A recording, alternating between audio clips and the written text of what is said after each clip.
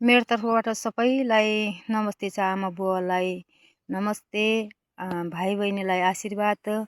म केही कुरो भन्न चाहन्छु। मेरो 5-10 मिनटको भिडियो छ। राम्रोसँग हेरिदिनु होला। चुनावी माहौल आइसकेको छ। हाम्रा बच्चा बच्चीहरू विदेशको खाली मुलुकमा गएर काम गर्छन्। हामीले अहिलेसम्म नेता नचिनेर, हाम्रो नेता नचिनेर हामीले जसको लैलैमा लागेर अमूल्य भोट हामीले आलु जस्तो गरेर दिएको छु। जस्तै सरेको आलु छ त्यस्तै गरी हामीले फालेको छु।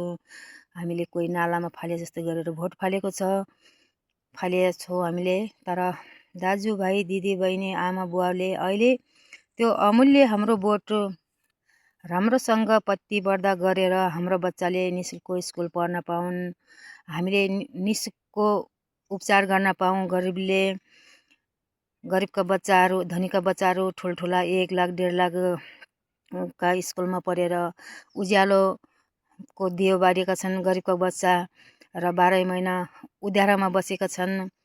हामीले आँखा खोलेका छैनौँ। हाम्रो बच्चा बच्चीले आँखा खोल्न पाएका छैनन्।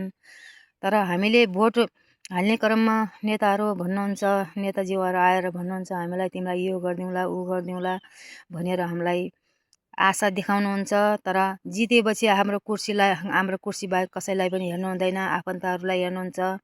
आफन्त कहाँ छन्? हाम्रा आफन्तहरू भाइबन्धहरू हेर्नुहुन्छ। तर यो पालिको मत हाम्रो दाजुभाइ दिदीबहिनी कर्णालीको होला, भेरीको होला, पश्चिम होला, दक्षिण होला, कहीँ पनि होला, पूर्व होला, यो भाइ बहिनी र दाजुभाइ आमा बुवा तथा दिदीबहिनीले यो भोट खरा नहाल्नु होला। हाम्रो चुनावी माहौल आइसकेको छ र नेताहरू आएर घर घरमा घर दैलो कार्यक्रम गर्दैछन्। तर हाम्रो मत अमूल्य मत खेर नहाल्नु होला।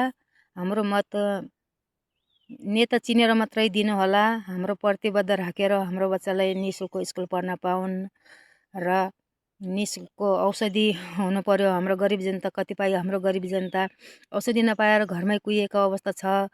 कसैको बच्चाहरू खान नपाएर, लगाउने कपडा नपाएर, स्कुल जाने झोला कापी डर नपाएर पर्खेर यस्तै स्कुल छोडेको अवस्था छ हाम्रो नेपालमा।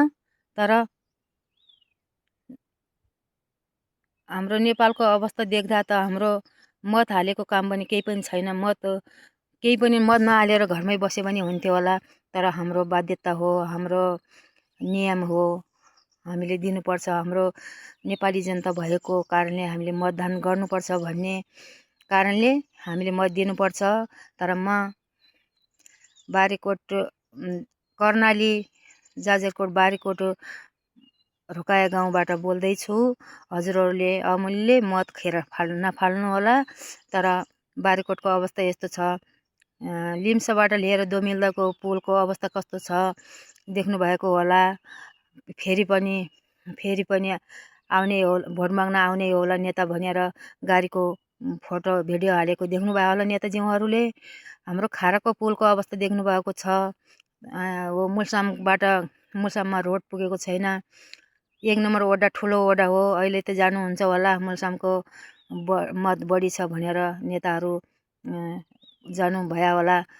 बाइक तल 2 मिल वहाँ राखेर जानुभएको होला। माथि कस्तो छ, भिरको बाटो हुँदै जानुभएको होला। उहाँको सुत्केरीलाई ल्याउनलाई कति अप्ठ्यारो परेको छ। उहाँको बिरामीलाई ल्याउनु कति अप्ठ्यारो परेको छ। मुलसामको हाल देख्नुभएको होला। तर प्रतिबद्ध गरेर हामीलाई सेवा सुविधा जस्तो हुन्छ दिने नेताहरू चुन्नु होला। हाम्रो देश बनाउने नेतालाई चुन्नु होला। त्यसै हामीले मत त्यसै खेर हामीले आलु जस्तै गरेर खोलामा फालेको छु। मेरो यो 5-10 मिनटको भिडियो राम्रोसँग हेरिदिनु होला। तर म यति भन्दै मेरो छोटो शब्द यसैमा टुङ्ग्याउँछु। दाजुभाइ दिदीबहिनी सबैलाई नमस्ते छ। भोट खेर नफाल्नु होला भन्दै छोटो भिडियो अन्त्य गर्छु। हस्त, नमस्ते।